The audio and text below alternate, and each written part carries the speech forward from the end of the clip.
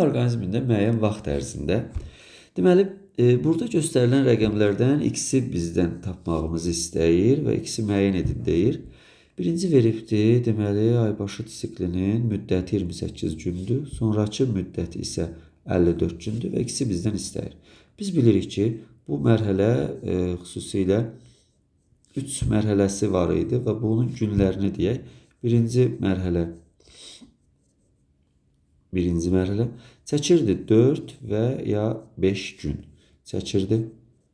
Sonrakı mərhələsi, qısaca yazıram bunu, sonrakı mərhələsi 9-10 gün çəkirdi.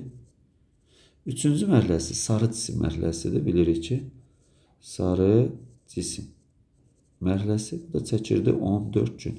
Normalda isə bu cəmi 28 gün çəkəcəkdir. Tamam, bizdə nə veribdir? 28 günlük sikl şəraitini verir və 54 gün verir. Biz 54 gün əsasında gedəcəyik və bunun sonrakı mərhələnin minimum müddətdir. Minimum dersə 9 ilə götürürük. Bilirik ki, bir dənə yumurta hüceyrə yetişəndə 9 gün müddətinə yetişirsə, yəni 9 gün sonrakı mərhələdə çəkirsə, 54 gün nə qədər edər?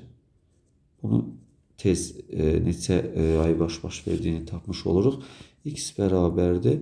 54 9-a bölsək 6 dənə olduğunu taparıq. 6 yumurta hüceyrə yetişibdir. 6 ay baş veribdir. Və burada maksimum müddətini deyir. Yəni bu fazalar vardı, aybaşı fazalarının maksimum müddəti deyir. Maksimum müddəti də 5 gündür. Görürsünüz ki, aybaşının maksimum müddəti 5 gündür. 6 vuraq 5 bərabərdir 30 gün olduğunu tapa bilərik. Düzgün cavab 30 gün olacaqdır. X'in qiyməti 30 gün.